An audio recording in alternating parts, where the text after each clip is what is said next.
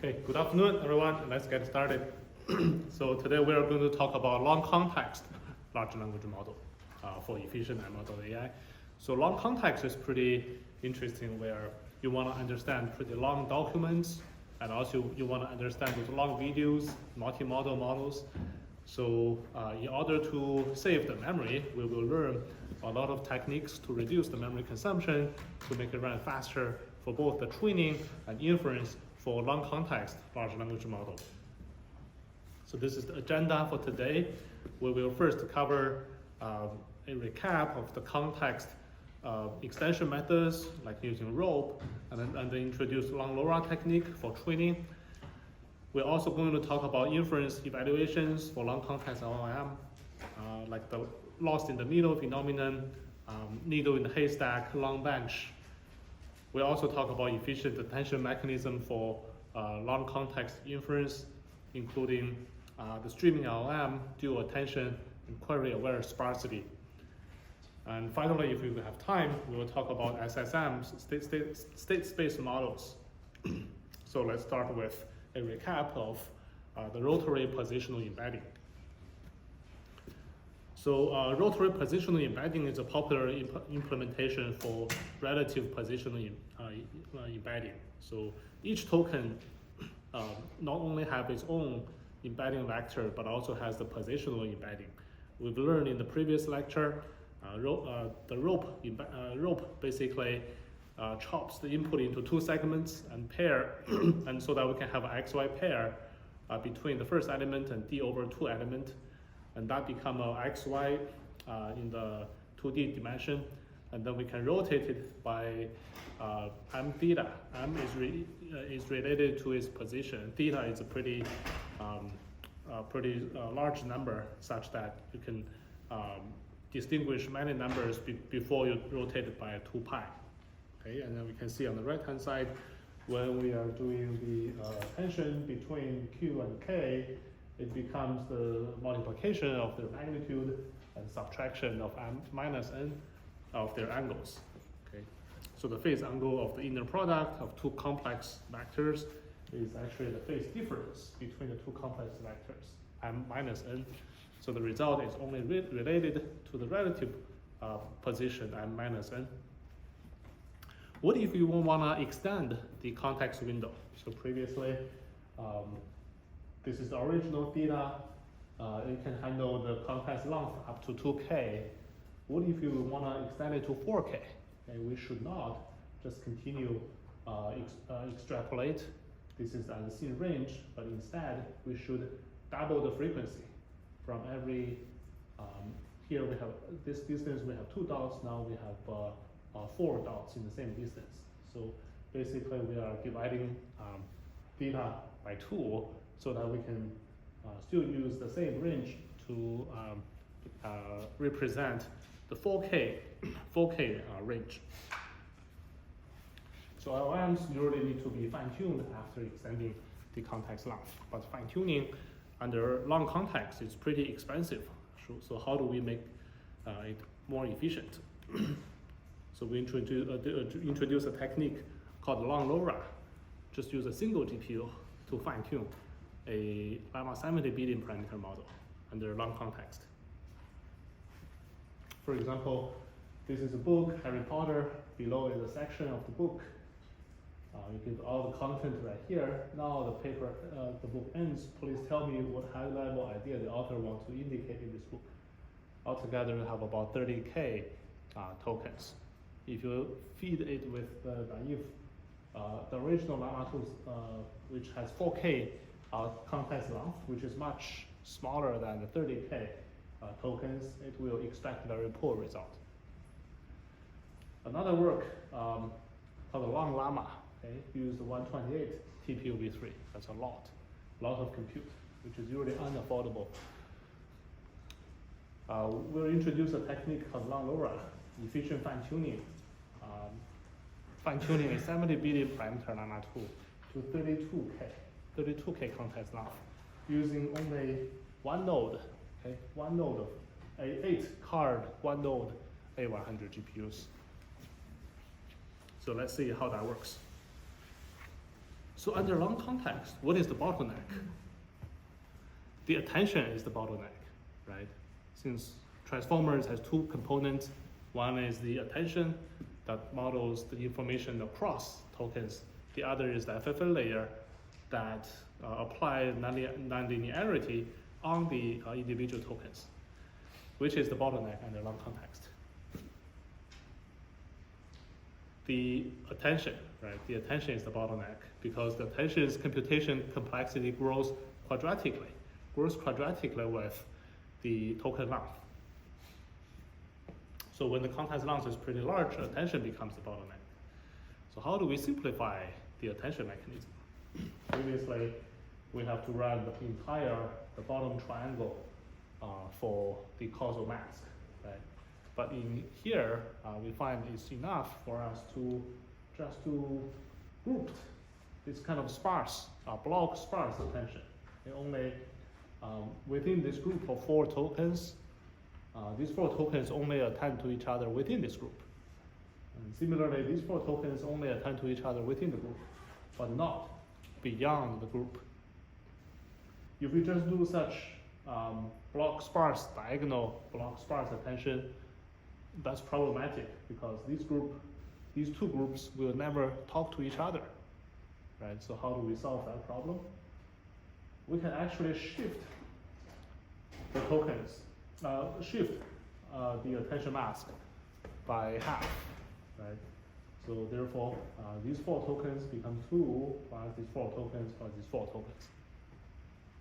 So half of the head we use this sparsity pattern, half of the head we use this sparsity pattern. Okay?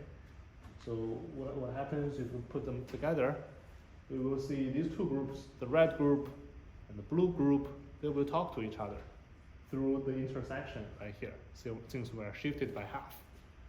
So now all the tokens can effectively talk to each other. If you stack multiple layers, if you stack just 1 layer, this red and this blue can talk, can attend. And if you stack 2 layers, this red can talk to this blue, can talk to this red. So such information mingling can actually propagate as you stack multiple layers. So that's using this shift sparse attention to simplify the attention mechanism. Attention. What's that little blue square in the column that formed why do you need that? Because this is due to the shift. Due to the shift. The blue part, there's a small triangle here, and there's the rest is shifted to here. Yeah, but why is it turned into a square? Like it's not a triangle. That is a square because the part of triangle is right here, and here. Did you see a 2x2 triangle here on the top? It's overlaid. Another 2x2 here, triangle here, and the square becomes here. So the total area stays the same. So that's shifted sparse attention. And the second technique we find super helpful is to enhance the LoRA. We talked about LoRA in the previous lecture. We should also fine tune not only the layer branch, but also the input embedding and also the normalization layer.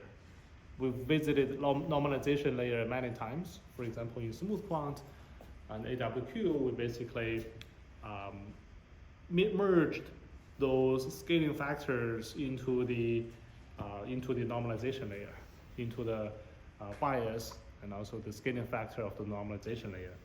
So here we are also tuning the normalization layer, not only tuning the LoRa branch, but also the normalization layer, the norm before multi-head attention, the norm before the feed forward, and also the input embedding layer. The fire here indicates that we are tuning that layer.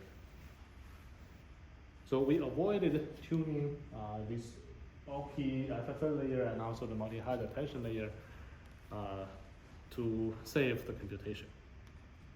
Question. I thought the multi-head attention, they are in parallel, but if they are in parallel, how does the blue group pay attention to the red? So here we have multiple groups. So half of the head is like this, half of the head is like this. Each head is still individual. This is just one head. This is one particular head is like this, one particular head is like this. Right, but if they have to communicate, one head have to rely on another head, right? This is not communicating between heads, this is communicating between tokens. So these 4 tokens and the second 4 tokens cannot communicate if you only have this sparsity pattern. This is within the head, just a single head, the first 4 token, the second 4 token. And this is the other, this is the other pattern, which is these 4, from the 3rd to the 6th token, right? They are coming from the same QKBO projection, right? So this is 1 to 4, this is 2 to 6.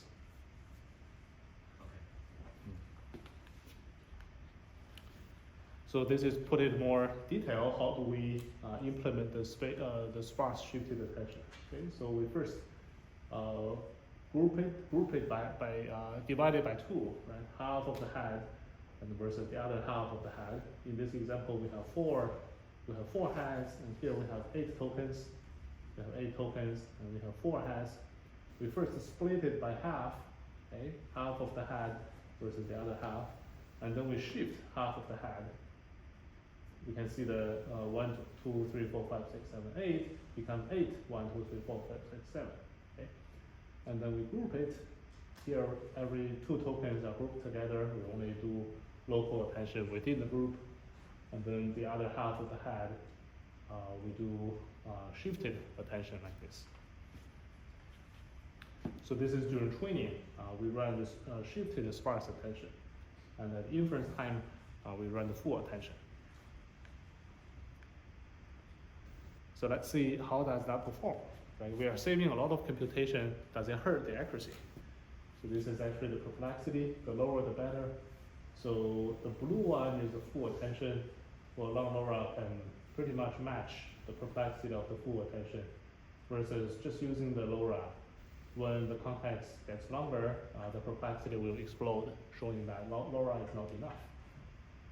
And what about the training hour? The full attention can train up to 32 tokens. After that, it will be out of memory. Using LoRA can definitely shorten the training hours and can extend between 32 to actually 64K. However, you can see the perplexity of LoRA is pretty high. But LongLoRA is right here, all the way to 64K tokens, and remain the lowest in the training time.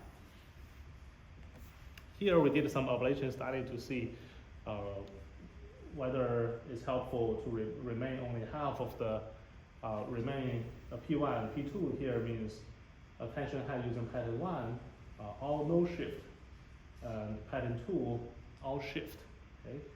And if you don't shift versus everything shift, it does not perform as good as divided by 2 groups and cross the attention heads. Other sparsity technique like dilation, block sparse, and stride sparse across the head doesn't perform as good compared with the S2 attention. And in particular, the lowest perplexity is achieved when we are testing with full attention. Okay? Training with the shifted sparse attention, but the test with the full attention. And then let's see how does the enhanced LoRA work, right? We also tune the input embedding and also tune the normalization layer. These 2 are very cheap to tune. For example, the normalization layer has very few parameters. They have very limited additional cost. Normalization layer 0.004%, embedding is 2%. But compared with full fine tuning, naively using the LoRA, as you increase the rank, the perplexity still remains pretty high, like 3 points higher than the full fine tuning. If we add normalization tuning, it becomes a little better by 1 point. And add both normalization and embedding tuning, it becomes pretty much matching the original full fine tuning's perplexity. And here we are using very low rank, just 8. compared with even using LoRA, if you use 256, still doesn't work. But here we just use a rank of 8 plus normalization, embedding, fine-tuning. It can work as well as full fine-tuning. So let's try it on a few scenarios. So this is the passkey retrieval task. What is passkey retrieval? So this is a very, very long document. And we insert a passkey 12362. Remember it, 12362 is the passkey. And then we have a lot of unrelated text. The grass is green, the sky is blue, the sun is yellow. Here we go. Repeat it several times. And then finally we ask, what is the passkey? The passkey is. And try to see if we can correctly output this 12362 as the result. So using the original Llama 27B, which has 4K context length, the passkey retrieval accuracy drops very quickly, almost to 0 after 4K context length. But after using LongLoRA, we can extend it to 32K. And if we extend the positional encoding, we can all the way go beyond 40K. Okay, very effective to extend the context length in the passkey retrieval task. Okay, so let's see, how do we evaluate the performance of long context LLM? So let's first introduce the popular lost in the middle phenomenon. So the lost in the middle phenomenon is saying that the accuracy is pretty high in the beginning and in the end, but the accuracy in the middle is pretty low, right? So very high accuracy when the relevant information appears at the start or the end of a context, but very low accuracy when the relative information is in the middle of the text. And the key insight is that a very fluent long context response doesn't imply you can remember the stuff. It's highly possible the language modeling perplexity is pretty good, but you're forgetting the things in the middle. Therefore, perplexity is not enough. We need more rigorous evaluation to understand the capacity and performance of long context LLM.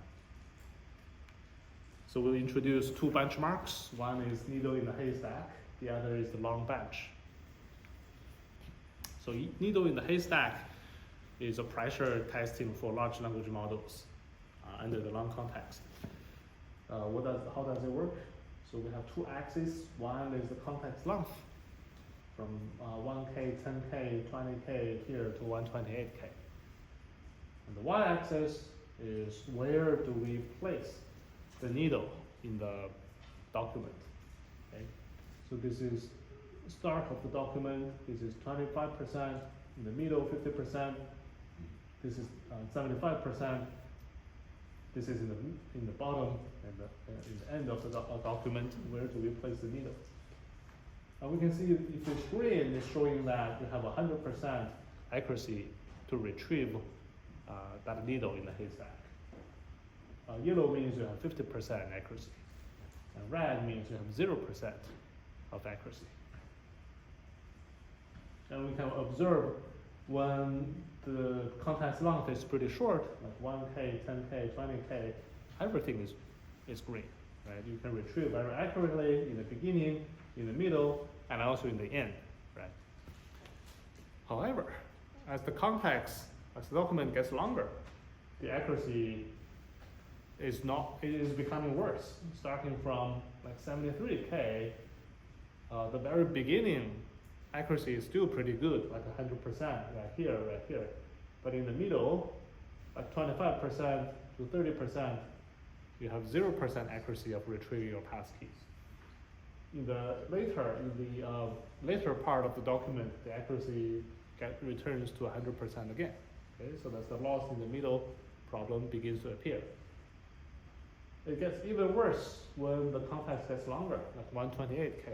Even at about 75%, you get only 65% of accuracy of retrieving that passkey. So in short, this needle in the haystack test is basically inserting the information, we call it the needle, okay, at a different depth of a long context document, right? We call it the haystack.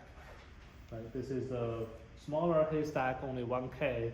This is a larger haystack, 128K. Right? A similar example of needle could be something like the best thing in San Francisco is eating a sandwich and sitting the Dolores Park on a sunny day.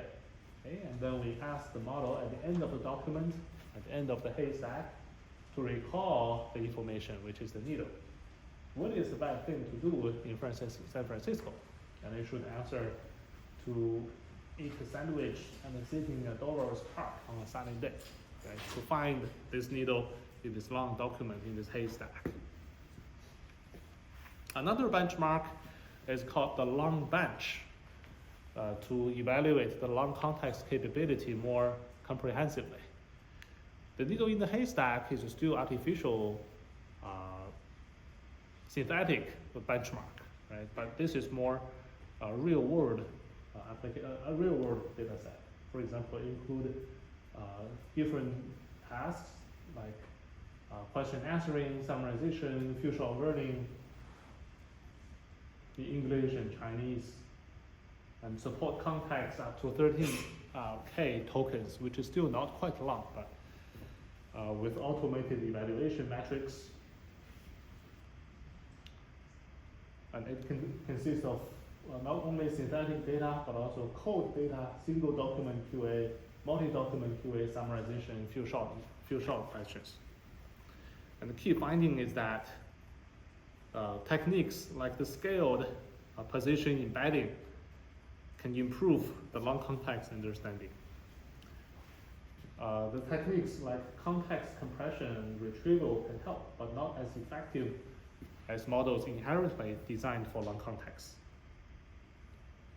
Given those benchmarks, let's see how do we improve the inference of long context large language models. Let's first recap the concept of KV cache, which we learned in the previous lecture. The KV cache grows linearly as the number of tokens increase. So it's multiplying the mini batch size, the number of layers, number of KV has, the dimension of the embedding, the length of the sentence, K and V, 2 elements, and the precision. Okay, so it's 2.5 megabytes for each token in a 70 billion parameter model. Okay, when the batch size is 1, sequence length is 512, is 1 gigabyte. A batch size of 16, sequence length of 4K, that's 160 gigabyte, like 2 A100 GPUs. And this KV cache size will grow linearly with the batch size. Okay, sometimes even easily surpass the model size. Okay. So we'll introduce 3 techniques to solve this problem of large KV cache size. Well, the first technique is StreamingLLM and attention sync. Second technique is DuoAttention. The third technique is Quest, query-aware sparsity. So let's talk about StreamingLLM for long generation in streaming applications. So we need large language models in streaming applications, such as multi-round dialogues, where you want to continuously interact with a chatbot non-stop.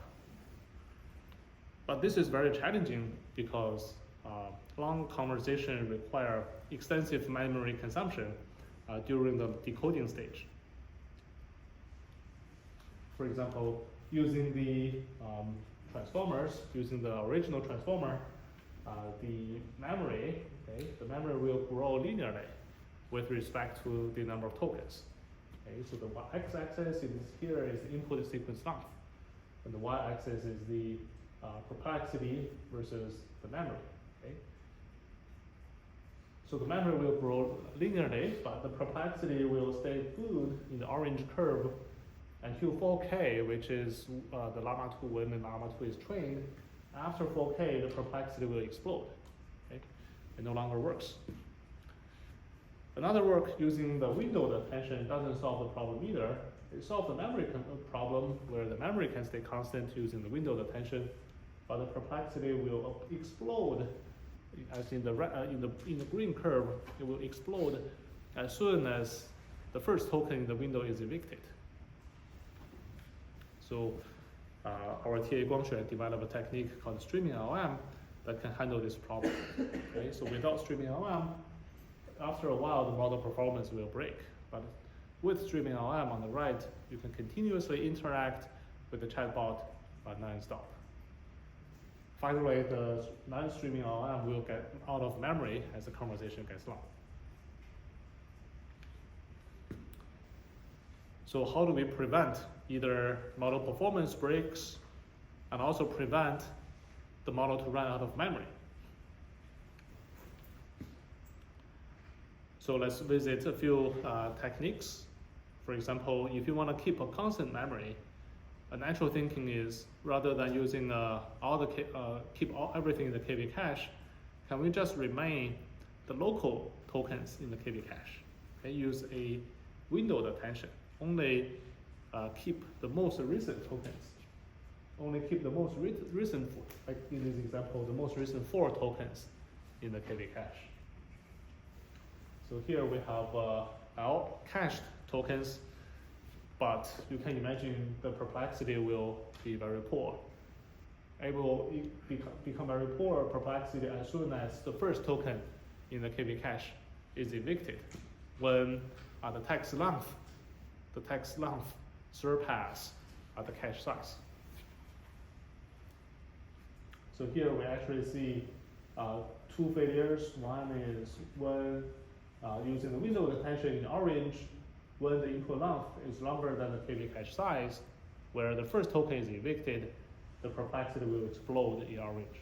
The second failure case is the dense attention in the blue part, when the input length exceeds 4K, which is the pre-training length, the perplexity will also explode. What about other techniques like dense attention? Of course, the efficiency is poor. It requires ON square complexity for the efficiency perspective, and the perplexity will also explode as the size will exceed the training context length.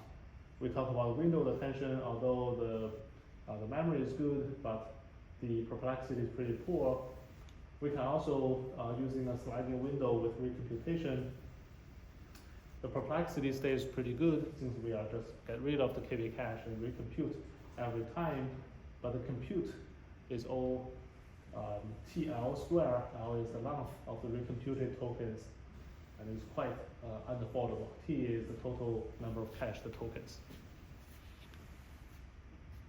So we observed an interesting phenomenon called attention sink phenomenon, where starting from layer 2, the first token is very heavily attended. So this is the attention map. The first token is all red. Similarly, for the other layers and other head, the first token is all red. It's very heavily attended. Why is that the case? Because we are using the softmax and make sure for different tokens, the attention score need to sum up to 1. Even if some of the tokens does not need to attend to anything, they still need to sum up to 1. So they need to dump the attention score to some of the tokens. And the first token is globally visible due to the autoregressive nature of the generative model, right? So the model decided to dump those redundant token attention score into the first token, which is right here. The first token received very heavy attention score. Very interestingly, we observed this phenomenon like 3 years ago, back in the 2021 in the SPATM project, sparse attention project, but we were not able to explain it at that time. For example, in this sentence, he is a very famous researcher in the computer architecture area and published many papers. We find it attend very heavily to the first token right here. And that's not just a single case that's actually appeared in GPT-2 in 2021. This is several other examples using GPT-2 for language modeling, like Du Fu was a great poet of the Tang Dynasty, etc. We find many tokens can be safely pruned, like Fu was can be safely pruned, but Du, the first token, can never be pruned, which is very interesting. And later we find the first token is the attention sink, which should not be pruned. So this is the rationale behind the attention sinks, where the softmax operation basically let everything sum up to 1. So you need to dump those redundant stuff in the first token because it is globally, like this sentence where, is globally visible to all the subsequent tokens because of the autoregressive modeling. Okay.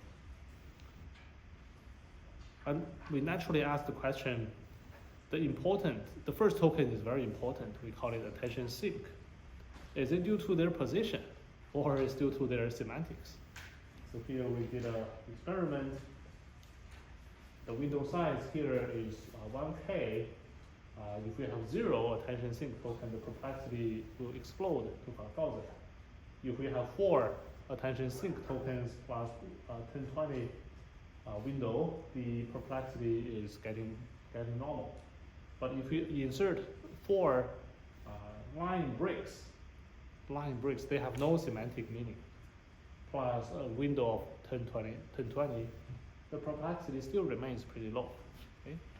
So we find adding initial 4/n, these line breaks, can also recover the perplexity, which is super interesting, which is showing it is the position that matters, okay, not the semantics. So what should we do? Given the attention sinks, we should preserve the key and value of attention sink tokens. Never evict them from the KV cache. Okay? Just always have these yellow attention sinks in the KV cache. And then we keep a sliding window for the later tokens 4, 5, 6, 7, 5, 6, 7, 8, 6, 7, 8, 9, using such a windowed KV cache. One thing we need to pay attention to is the position encoding. Okay? We should use the positions in the cache rather than in the original text. So this is the position in the original text, 1, 0, 1, 2, 3, 4, 5, 6, 7, 8, 9. Okay? So this is the position in the cache. So from 3, we directly go to 4 rather than go to 6. So that's something we need to take care when we're implementing that. We talk about the paged attention. So how should we implement StreamingLLM in paged attention? Actually, we just always pin the first KV page during the paged attention, right? Since each page is roughly 16, 32, 64 tokens, the implementation could be quite simple. We just always pin the first page in the KV page. So let's see compare the performance. So the dense attention, which is in blue, it will fail. The perplexity will explode beyond the pre-training attention window size, like 4K for Llama 2 models. And window attention, which is in orange, it will explode after the input exceeds the cache size when the first token, which is the sink token, is evicted. Well, StreamingLLM in red shows very stable performance and very close to the sliding window with recomputation baseline. And here we tested all up to 4 million tokens, still didn't show any failure. It might be even longer, but we didn't test it. Efficiency-wise, we compare with the only working version, which is recomputation without KV cache. Actually, we find as the lengths get even longer, the speed up is getting larger. Actually, the more you generate, the more you save. And here is comparing the memory. Okay, so StreamingLLM has consistently lower memory and faster speed.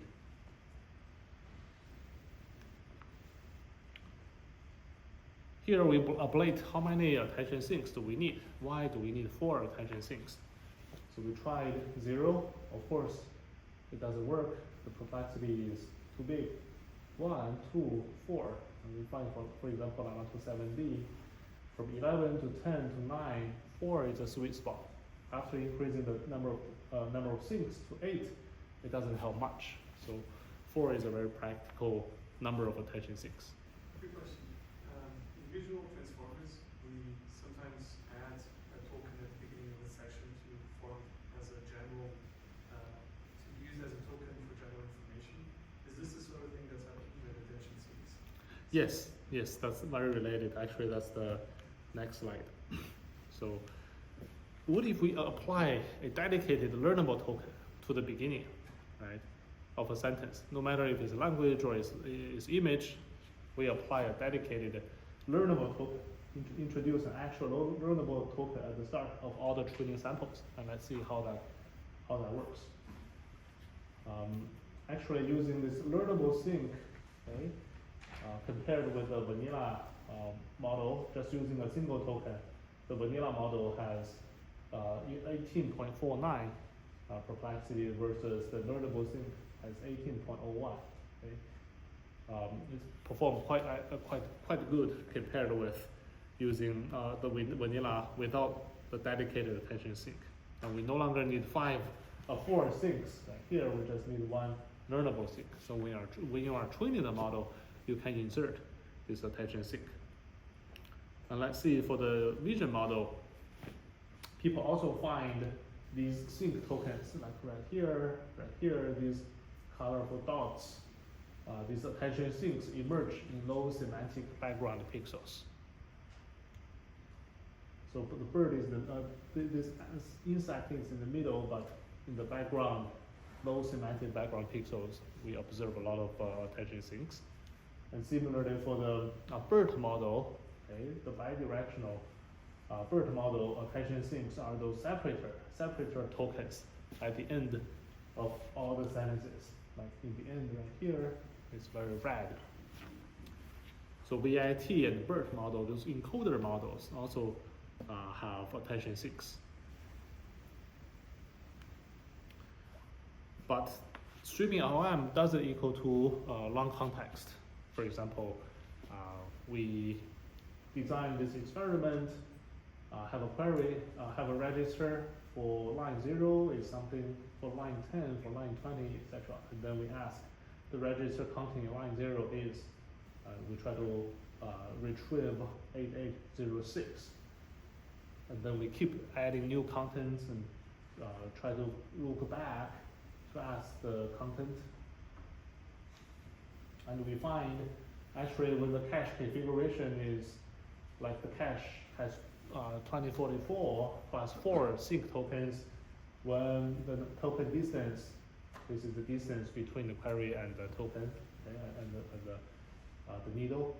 So when the token distance like 2300 exceed 2048, the accuracy will drop to 0. Okay? Similarly, when the cache is 4K, but the distance is 4.6K right here, the accuracy will also drop to 0. Okay? Because the content is evicted from the KV cache. By no way you can retrieve it. So let's see, how do we solve this issue? Let's take a 5-minute break. Then we are going to talk about DuoAttention and query-aware sparsity to solve this issue. All right, let's continue with DuoAttention for long context large language model. So Duo means two, right? We have two kinds of attention heads. One is the retrieval head, one is the streaming head. And let's see how do we exploit these two kinds of head to improve the efficiency of long context large language model. So the problem here we want to solve this long context problem. We want to understand long documents, long images, long videos. For example, one input image, 224 by 224.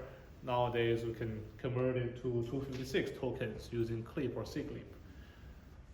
Using that for 1 hour long video sampled at 1 frames per second, that equal to roughly 1 million tokens. So we need to efficiently handle those long context LLM to handle long videos, high resolution images, and long documents. However, with only 80 gigabytes of memory, nowadays this Llama 3 8B decoding can handle up to 500K tokens. Beyond that, like 600K, it will get all of memory. Okay, so this is latency, this is the memory. Beyond 500K, the memory is more than 80 gigabytes.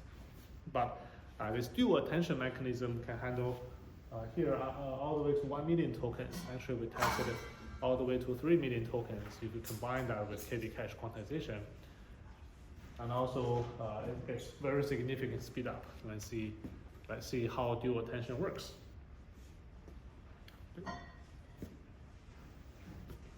So the challenge we are trying to solve is one is the memory bottleneck, one is the decoding latency, right? So storing all the KV states across all the heads will consume massive amount of memory, right? So like 137 gigabytes for 1 million contacts in Llama 3 8B. The other is the decoding latency, which grows linearly with the sequence length. And some of the existing KV cache compression technique, like H2O, StreamingLLM, TOVA, will damage the long context capability, like we see in the last slide. So to solve that problem, the DuoAttention accelerate both the pre-feeding and the decoding, reduce the KV cache size, and preserve the long context performance. So on the left is the full attention, on the right is the DuoAttention. Okay? Almost half the GPU memory, 78 gigabyte versus 49 gigabyte. And the total time is also halved for the pre-feeding stage from 4,000 seconds to 2,000 seconds. And here is at the decoding stage. Okay, so each token with full attention is required 864 milliseconds. Now it's halved as well, almost 2x speed up for both the encoding stage and also the decoding stage. And we can fit up to 3.3 million tokens in the context. That's roughly a 3-hour video, okay, sampled at 1 frames per second, so we can understand the whole movie. And let's see how that works. Let's first observe the attention map and see what are we actually attending to. So there are roughly 2 kinds of heads. Okay, so the sentence here is the best fruit is orange. What is the best fruit? Orange. Okay, so the first kind of head, the attention is we pay attention anywhere.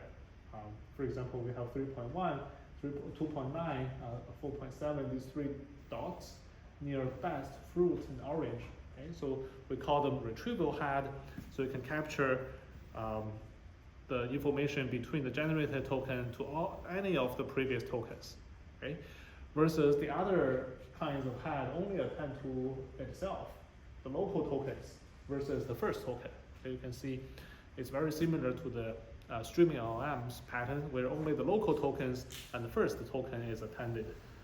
Similarly, for other similar token like this, none of the things in the middle is attended, versus for the streaming head, you can densely attend to anything in the middle. And then what if we try to prune some of the heads? Okay, so if we try to prune if you try to prune the retrieval head, the accuracy will drop very, very quickly. Okay, the accuracy drop. Like 20, if you prune 20%, the accuracy goes to nothing. But if you prune those streaming head, like this is the streaming head, the accuracy will stay pretty much unchanged. And if you prune randomly, that's something in between. So the insight is that not all the attention head need to do full attention, attend to everything. Okay, but we can categorize all the heads into 2 groups. One is the retrieval head, which is the original dense attention. Okay, focus on important tokens from earlier tokens in the sequence. Basically, anything can attend to anything. The other kind is the streaming head, which only focus on the recent tokens and the attention sync tokens. Okay, it only need a very small KV cache. The size equal to the number of the attention syncs, which is roughly 4, and also the recent tokens, which is constant. No matter how long your conversation goes, the window of the attention of the streaming head stays the same. So the solution of DuoAttention basically apply a full KV cache to the attention head and use a very lightweighted, constant size cache for the streaming heads.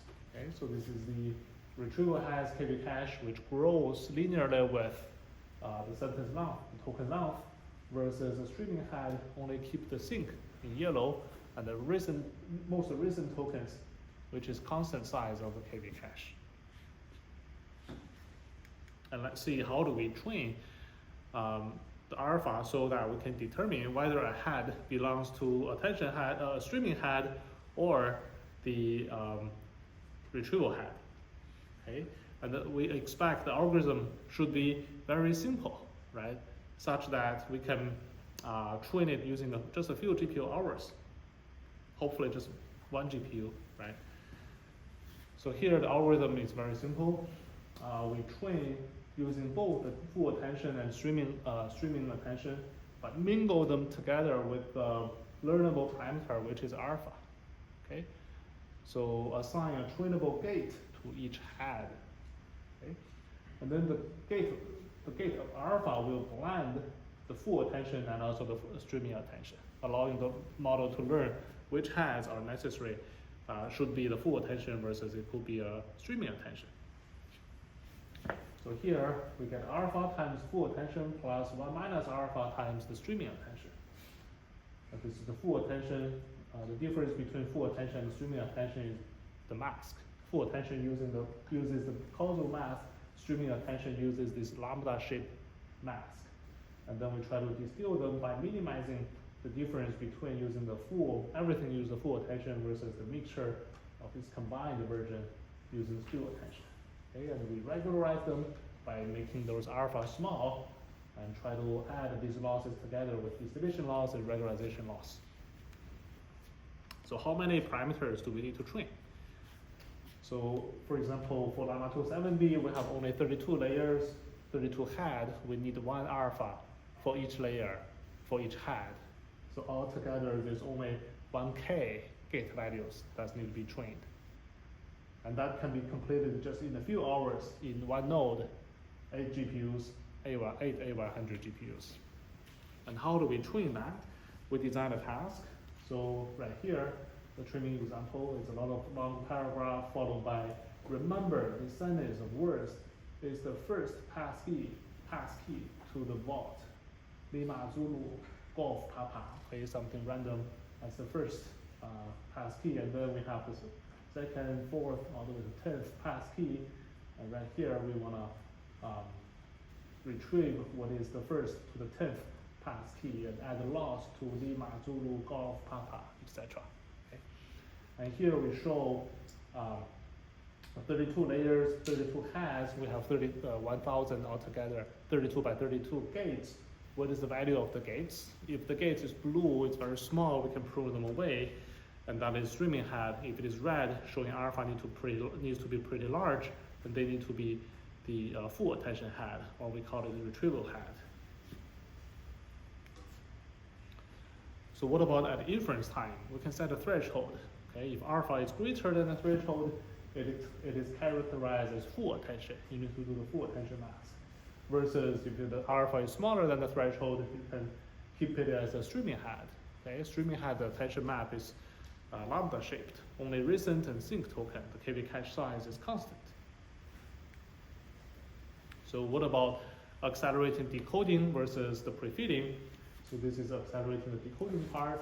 We have two kinds of KV cache. One is a retrieval head, where we need to store the KV for all the tokens.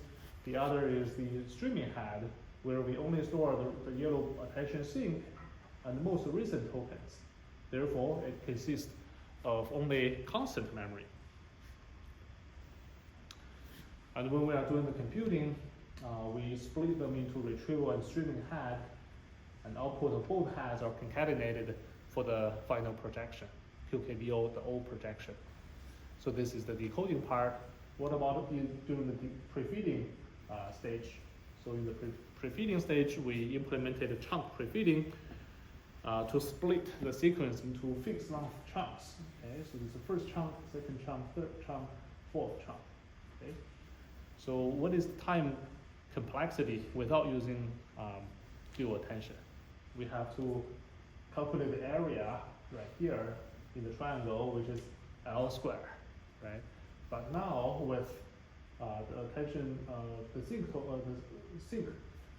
attention streaming heads, we need only constant L times K time complexity, okay? Because here we are keeping the most recent token, which is blue plus red, which is constant size of 6 in this case. So the time complexity is reduced from OL squared to OLK. What about the memory complexity? That's the size in the length of the KV cache. Previously it's L, grows linearly with the number of tokens. Now it's fixed, it's K, only the first attention sync plus most recent tokens. So time complexity is the area of this triangle, and the memory complexity is the size of the X dimension. Okay? So that's where the saving is coming from. And let's see in practice how much of the attention heads could be categorized as streaming head. The more the better, or the lower the better. The more streaming heads, the more we save, right? So we hope the percentage of streaming head could be as high as possible. So the conclusion here is roughly 40%, 50%, like half of the KV cache, half of the heads is categorized as a streaming head. So actually half of them you can have roughly a negligible KV cache size because they're constant, and the recent token, when the total size is long, the KV cache size for the streaming head is pretty low. What about the accuracy? So this is the needle in the haystack, this is a long bench, needle in the haystack for, this is llama 2, this is llama 3, and the top and bottom. For baseline methods, like full attention can be green everywhere, but H2O fails, StreamingLLM fails, TOBA fails, FastGen fails, but DuoAttention can perform very well. Okay? So even 25% of the heads are this retrieval head, showing that you are pruning away 3/4 of the heads to be streaming head, because llama 2 is MHA versus llama 3 is GQA. You can prune away half, right? You can prune away half. And here it's showing the accuracy of a long bench when the sparsity is 50%, the KV cache budget is only 50%, the red line still maintains the same as the baseline. And similarly for short context benchmarks like MBPP, MMLU, MT bench, under 50% KV cache budget, the accuracy stays quite well on these benchmarks. And let's see what is the speed up and memory saving. It can provide about 2x memory reduction for MHA, 1.6x for GQA model. Okay, why higher for MHA and lower for GQA? Because for GQA you have less number of heads for the K and V, right? You are sharing a lot of heads to share the same K and V, so the number of heads is smaller. And it's harder to prune since you have to have exactly multiple heads are sharing the same KV head. So previously, using the baseline method, you run out of memory roughly at 500K context length, but now you can go all the way up to 1 million. 500K is like a half an hour video.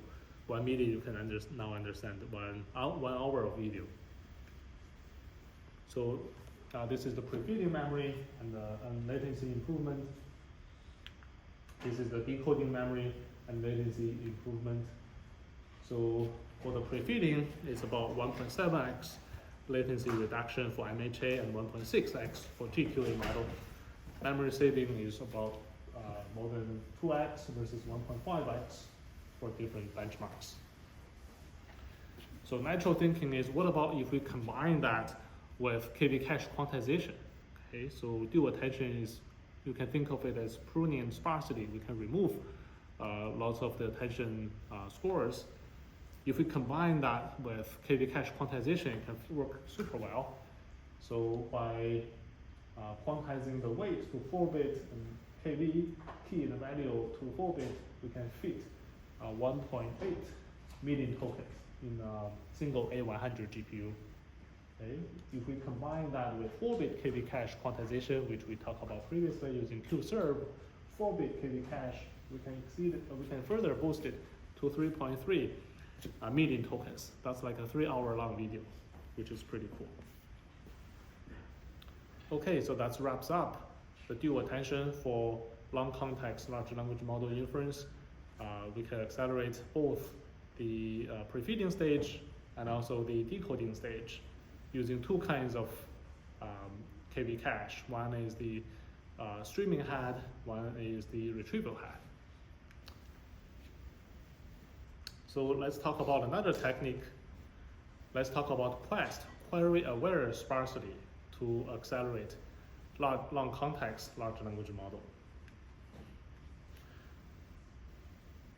So 3 years ago, we find the sparsity appears naturally in large language model.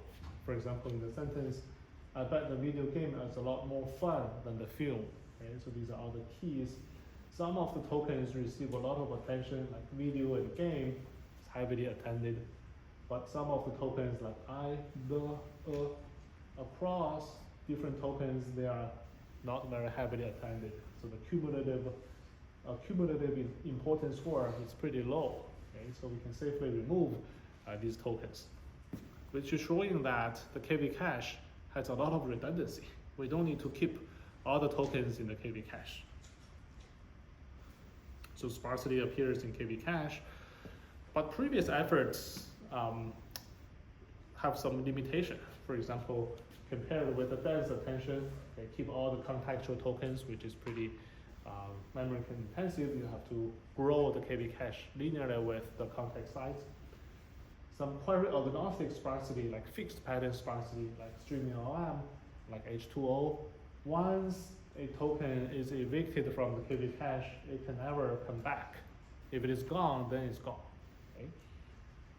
So we keep the token based on past information. If this token is not important here, it will never be important in the future. Similarly for this token, once it's pruned based on the previous information, when future tokens comes, it will never recover. So although it solved the memory issue, but the accuracy is pretty low. But query-aware sparsity basically says the sparsity pattern should be dependent on which token you are currently decoding. Okay? So an evicted token can still be attended by future tokens. For example, this token, the second token, at this time step, it is evicted, but at the next time step, it can recover. So it can save both the memory and also keep a very high accuracy. So that's the idea of query-aware sparsity. So the sparsity of the KV cache, the sparsity pattern of the KV cache should be dependent on the new query token which you are decoding. So let's see example where why query-aware sparsity is crucial. This sentence is A is B, C is D, A is. Upon this moment, A is B, C is D, token B is not critical at this moment. You see the attention score associated with token B very blue as of this moment. But as you continue to go deeper, A is, B suddenly becomes very important because the result should be B. You should decode, the next token to decode is B. So although previously, at this moment, B should be evicted based on the cumulative attention score. But at this moment, B should be reside in the KV cache. You cannot prune it. Okay, so which shows the criticality of the dynamic pruning is very important. It's highly dependent on the input query vector Q rather than static. So what Quest does is using this query-aware sparsity in the attention mechanism. So we keep everything in the KV cache. So we don't save the memory capacity, but we save the memory data movement. Okay? So we only fetch those KV pages if it is important. Otherwise, we keep it in the memory, but we don't fetch it. So how do we do that? When a new query comes right here, this is 1 by D. D is the hidden dimension. In this case, is 8. So we have many KV pages. Like each page, we may have like 16 tokens. 16 tokens actually is 4 in this case, but actually it might be 16 or 68 or 64 in this dimension. This dimension is a hidden dimension, 8 in this case. 2 colors indicate K and V. Okay, first page, second page, nth page. As the sequence gets longer, you have more pages. So we try to compute which page is in the KV cache is crucial. If it's not crucial, we should prune away some of the KV pages, right? Then how do we prune it? A golden model would be you just multiply the query with each key and see which one is promising. But that testing is just too computation heavy, right? You already did all the computation, then even if you prune it, it doesn't save you much, right? So a smarter idea is to find some representative key and value, key actually, for across this entire, these four tokens. Actually, this example actually is 16. Across these 4 tokens, we find element Y is mean key and element Y is max key. Okay, so the large dot product can only happen if this query is dot product with this mean key or this max key. Okay, so this is the element Y's product with the mean key. This is the element Y's product with the max key, and then we find the per channel, find the max between the mean and max right here. So the red one is the largest value. Okay, and we sum it up. So rather than doing a dot product with every entry, like 16 entries, we only dot product with 2 entries, the mean and the max. Element-wise mean, element-wise max. And finally, we sum it up as the number to represent the importance of this whole page. Okay? So this page is large, this is large, this page is small, then we can prune away this page. It still resides in the memory, but we don't fetch it from the memory, so reduce a lot of data movement. So this is how we put it in code. When we are inserting a new token in the KV cache, we first find the mean key and the max key. Okay, finding the mean and max. When we are performing the self-attention, when the query comes, the query will be multiplied dot product with the mean and the max. Okay, and then find the max between them to see whether this page is important. Okay, let's see how that performs. So this is 10K versus 100K passkey retrieval. This is on long chat. This is on yarn llama. It's the first part versus the second part. We can see the class can achieve almost perfect accuracy with a cache size of all the way to 64. And with 512 is 100%. It still remains quite good despite these baseline models like H2O, TOA, StreamingLLM completely fails, only 1% accuracy for the passkey retrieval. This is 10K, this is 100K. All the way to 64. And when it comes to the 32, that's too small. Okay, that's too small, it still drops to 65. And for 100K, a longer passkey retrieval, originally you need 100K, but now we give it only 4K. Okay, 4 over 100, that's very small budget. Okay, you have 100%, 2K still 100%, 1K slightly dropped 96%, although baseline almost go to 1%.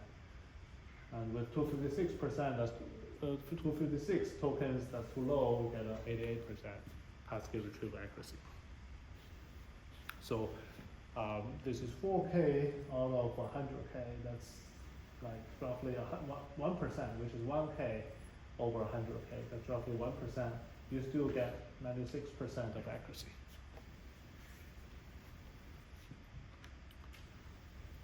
So this is the language modeling result, comparing several methods like TOA is very high, full attention is in green, fast is in red, H2 is in blue right here. So as the input length gets longer, the perplexity remains low.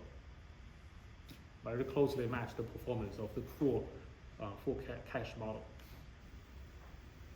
So this is the result on the long bench, which is a 32K long chat, okay? And we give it only 2K tokens out of 32K. Okay? So a budget of 2K tokens can achieve comparable performance as the model with full KV cache. Similarly, right here, we have only 2K cache budget, 2K cache budget, and more results.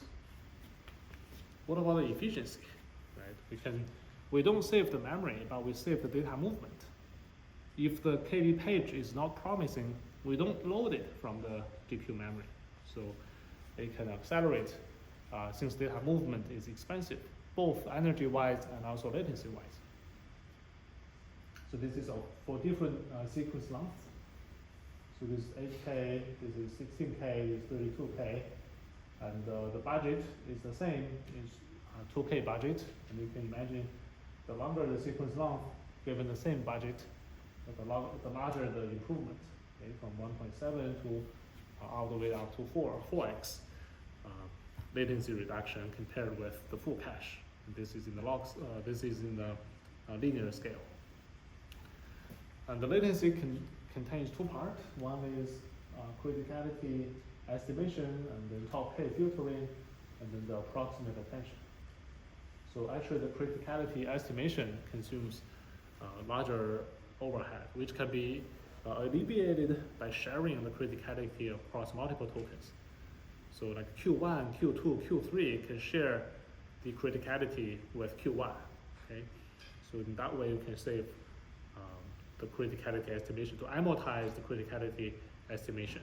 Or you can reuse the criticality estimation in layer 1, reuse it for layer 2 and 3, and maybe do it again in layer 4, etc., to alleviate the proportion of this light blue part. So this is the end-to-end latency, about 2.2x, when the sequence length is 30 and token budget is 2K. And this is showing the P16 weight versus showing that this is compatible with 4-bit weight.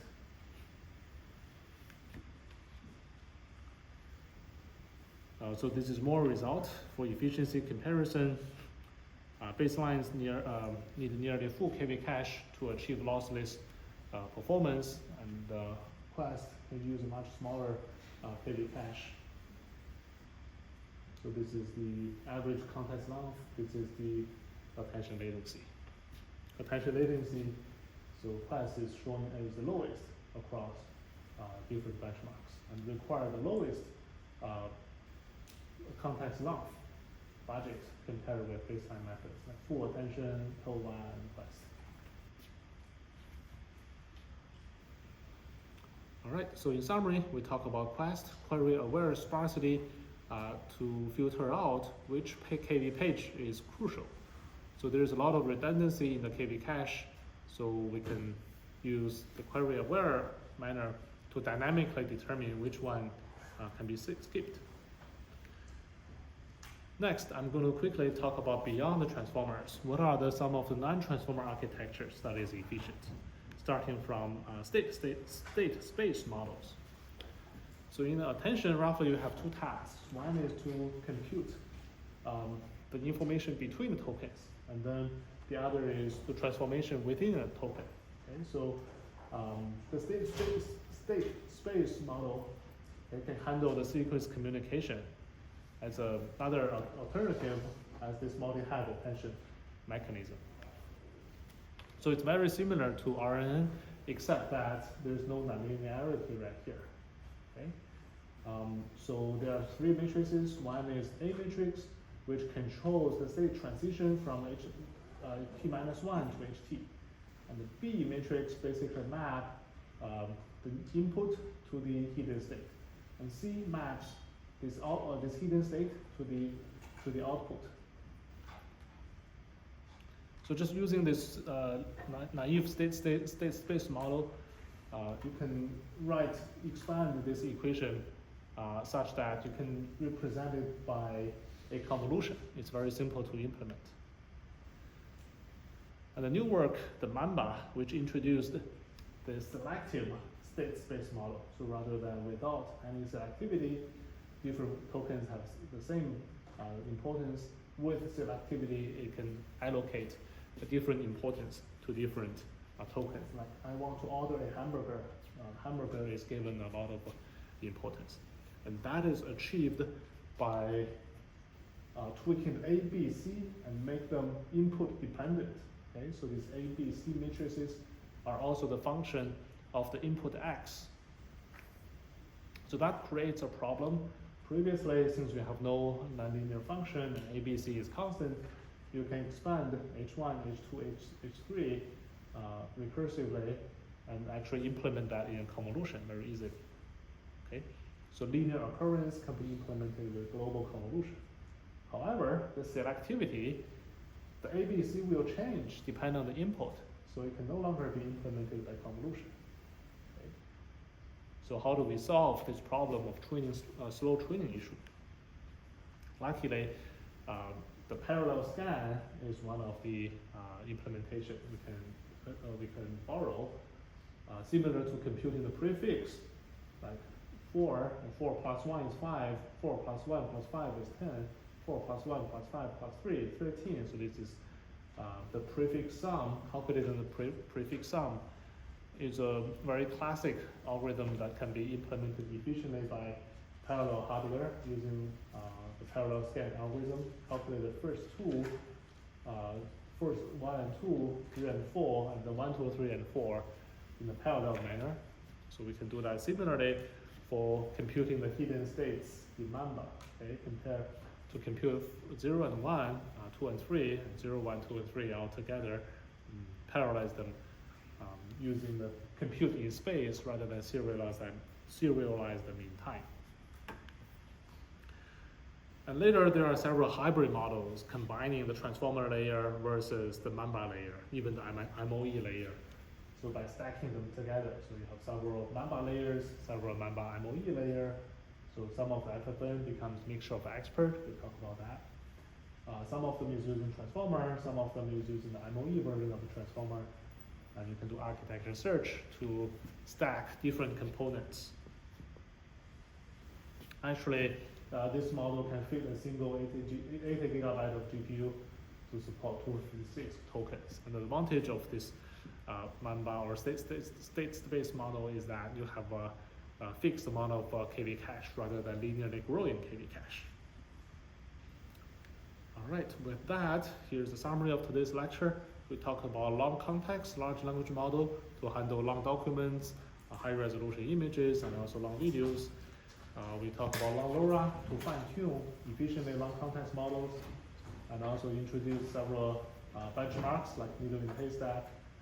We talked about StreamingLLM, DuoAttention, and Quest to exploit sparsity in the KV cache. And finally, beyond the transformers, we briefly introduced the state space model with constant KV cache size.